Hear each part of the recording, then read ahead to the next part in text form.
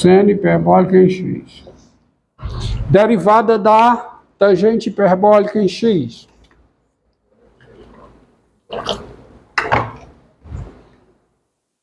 Derivada da tangente hiperbólica em x, quem é?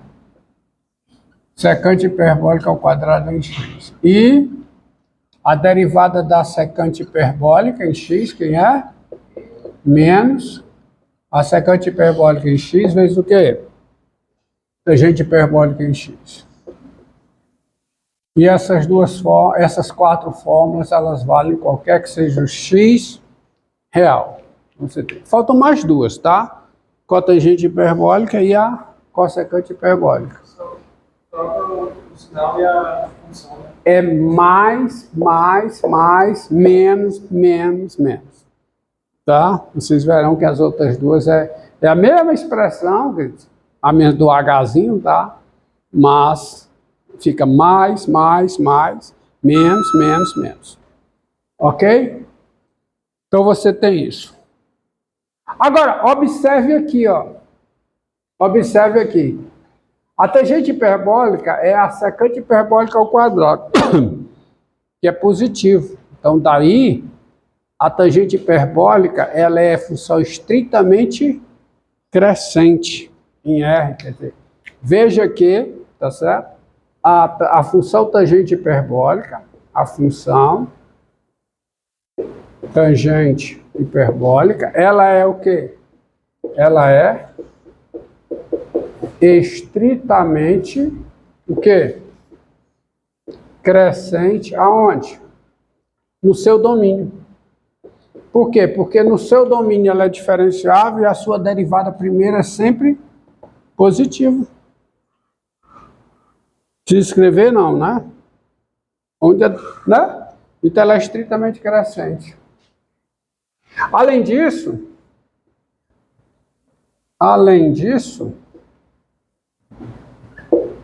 quem é a derivada segunda da tangente hiperbólica? Quem é a derivada segunda da tangente hiperbólica? Ó, é duas vezes o quê? Secante hiperbólica em x, vezes a derivada da secante hiperbólica em x, que é quê? Secante hiperbólica em x vezes a tangente hiperbólica em x. Como se não bastasse, isso aqui é 2 vezes o quadrado da secante hiperbólica. Falta o menos. Então tá aqui o menos. Tá? Obrigado. Tá? Então fica menos 2 vezes secante hiperbólica ao quadrado vezes a tangente hiperbólica. Só que a tangente hiperbólica é o seno hiperbólico sobre o cosseno hiperbólico. A tangente hiperbólica é positiva onde o seno é positivo. O seno hiperbólico é positivo. A tangente hiperbólica é negativa onde o seno hiperbólico é negativo. Então, quem dá o sinal dessa expressão aqui, quem é o sinal da tangente hiperbólica. Então, daí, você tem o seguinte. Se o x é negativo, tangente hiperbólica em x é negativa. Multiplicado por isso aqui dá positivo. Ou seja, a derivada segunda da tangente hiperbólica é o número positivo no intervalo dos negativos. Então, qual é a conclusão? A tangente hiperbólica, ela é uma função com gráfico tendo concavidade voltada para cima. Tá? Ela é estritamente convexa no intervalo dos números não positivos. Por quê? Porque nesse intervalo ela é contínua. Nesse intervalo ela é contínua. No seu interior, no interior desse intervalo, ela é 2 vezes diferenciável e a derivada é negativa. Então o teste da derivada segunda diz que ela é estritamente convexa aqui e é estritamente côncava, isto é, o gráfico tem concavidade voltada para baixo, e é estritamente côncava aonde? No intervalo 0 mais infinito. Deixa eu ajeitar. intervalo fechado no zero, mais infinito. Tá? Por quê? Porque nesse intervalo ela é contínua, no seu interior ela é 2 vezes diferenciável e a derivada segunda é negativa. Porque se x é positivo, isso aqui dá um número negativo. Tá? Então, eu estou quase lá para fazer o gráfico da... Só falta uma coisa, os limites no infinito. Infinito e menos infinito da tangente hiperbólica. Pagar a definição, vocês já internalizaram isso aí, acredito. Pronto. Vamos agora. Qual é o limite? Qual é o limite? Veja, quem é, diga. Para não faltar o sinal da tangente hiperbólica. Quem é a tangente hiperbólica que eu acabei de apagar? É o seno hiperbólico sobre o cosseno hiperbólico. Cosseno hiperbólico é sempre positivo. Então, quem dá o sinal da tangente hiperbólica? Seno hiperbólico. E o seno hiperbólico é positivo se o x é positivo.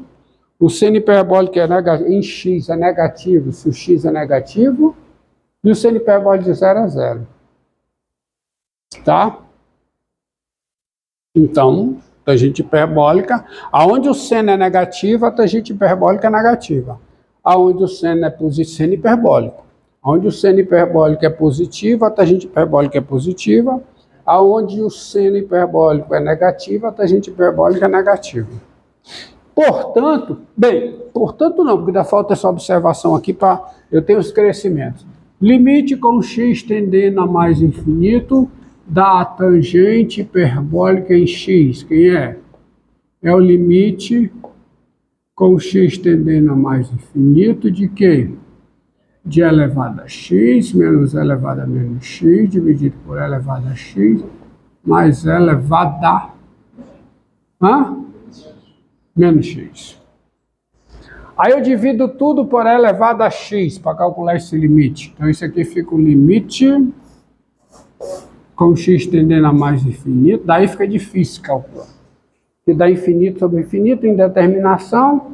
Então eu divido tudo por elevado a x, por elevado a menos x. Vou dividir por elevado a menos x, fico com o quê? Não, vou dividir por elevado a x.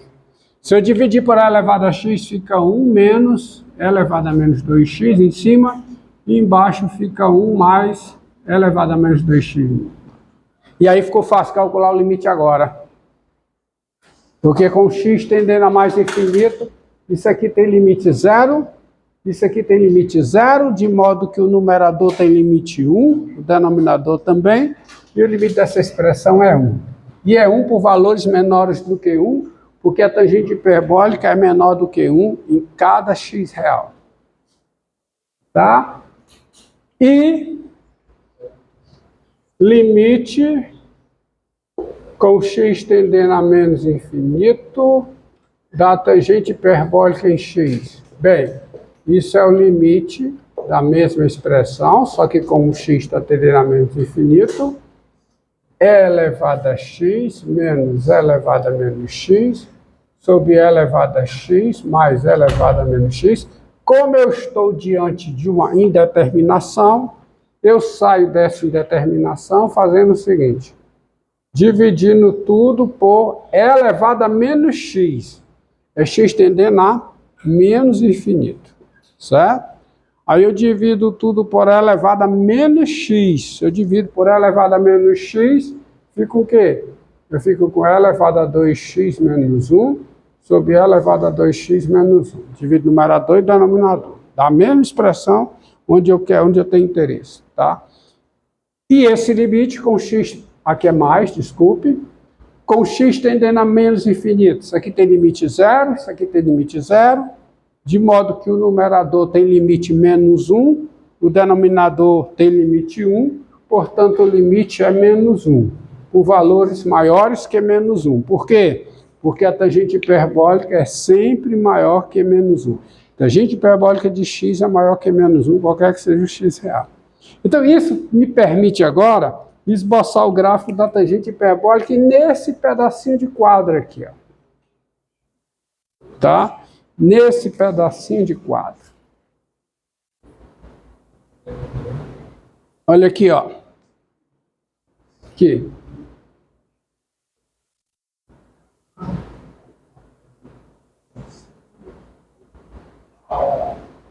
Eixo das abscissas, eixo das ordenadas. Pegue o ponto aqui, essa reta de altura 1, né? Essa reta aqui de altura menos 1. O gráfico da tangente hiperbólica está situado entre essas duas retas, por causa dessa desigualdade aqui, tá? E aí o gráfico tem que ser assim, ó. Quem é a tangente hiperbólica de zero? Quem é? A tangente hiperbólica de zero é zero. Ou seja, a tangente hiperbólica passa por esse ponto. Como é que ela passa por esse ponto? Isto é, quem é a derivada da tangente hiperbólica no zero? Derivada da tangente hiperbólica no zero é 1, que é a secante hiperbólica no zero ao quadrado, tá? Dá esse quadrado aqui.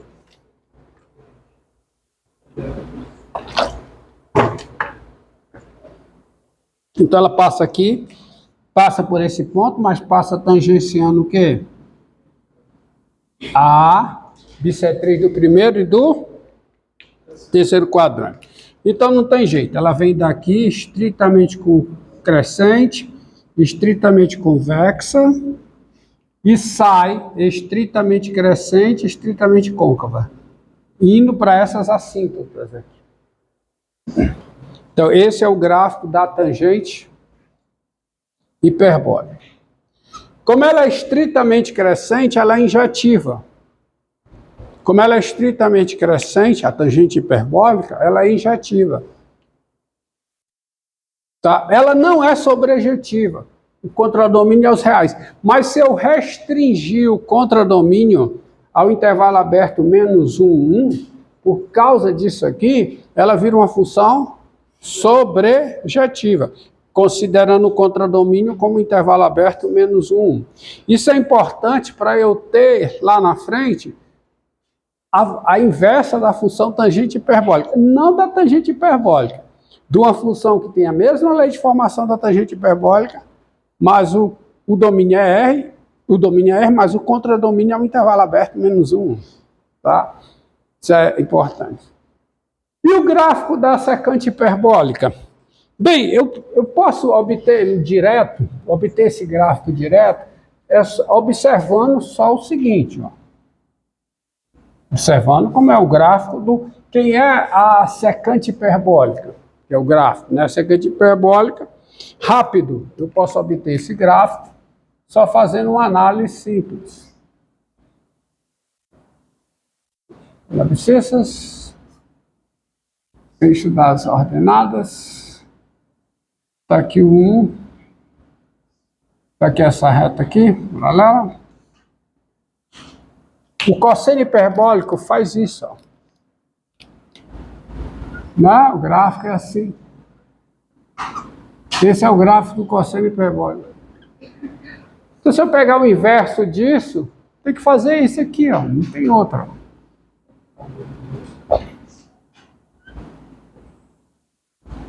Só que diferente do cosseno hiperbólico, que não tem ponto de flexão, a secante hiperbólica terá.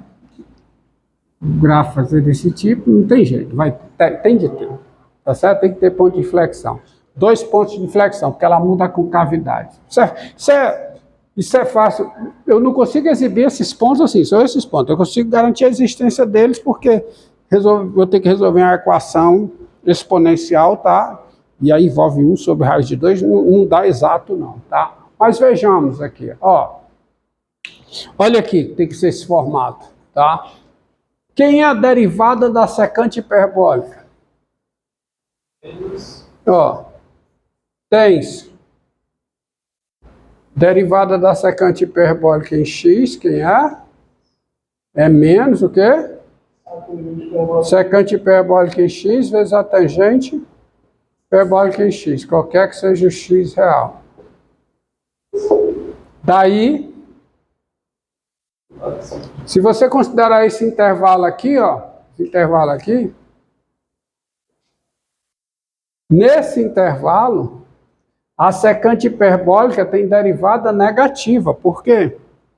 Porque a derivada é aqui, ó. Vamos pegar no aberto. Intervalo, pega o intervalo fechado. Agora, olhe para o interior.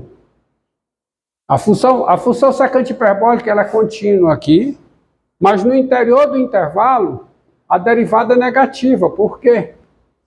Porque a derivada, quem dá o sinal é a tangente hiperbólica. Nada de tangente. Tangente e hiperbólica. Às vezes eu esqueço do H, tá?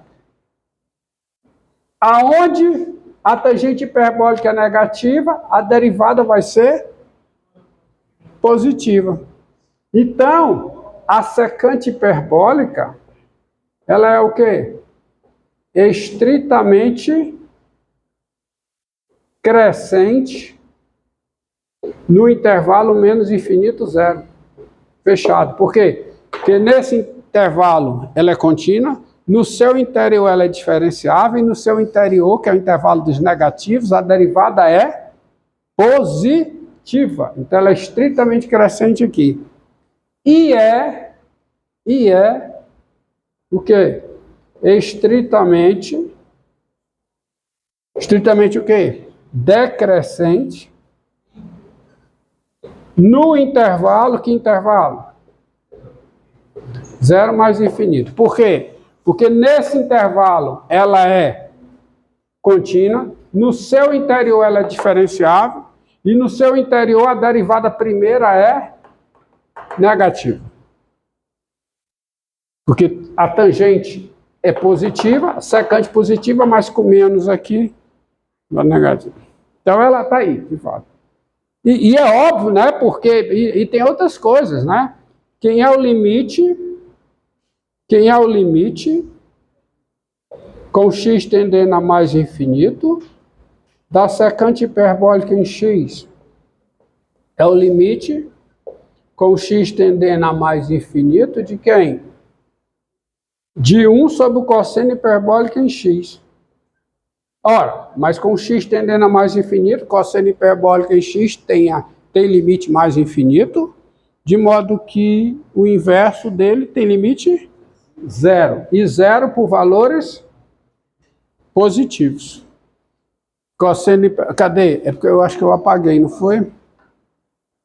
Ah, sim, ó. A secante hiperbólica em x é positiva, qualquer que seja o x real. Então, se tem limite zero por valores positivos. A mesma coisa é no menos infinito, tá?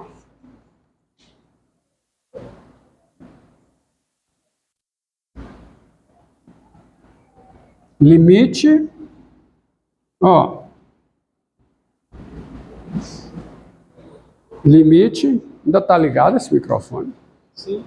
Tá. Limite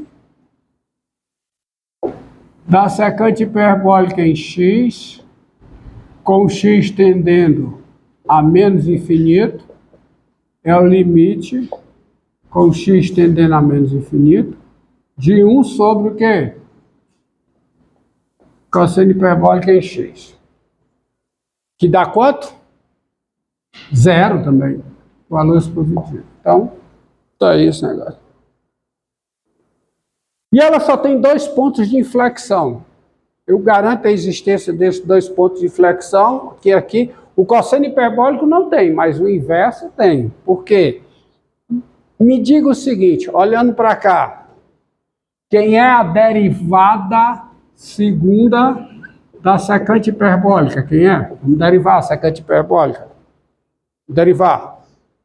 É a derivada da derivada primeira. Então fica menos. Qual é a derivada da secante hiperbólica? Secante hiperbólica em x vezes o quê? Tangente hiperbólica em x é menos. Aí já tem um menos daqui, né? Com menos da fórmula. Menos vezes o quê? Isso aqui é a derivada vezes a Tangente hiperbólica em x. Como? Tá, agora, menos, aí repete a secante hiperbólica, que é a primeira, vezes a derivada da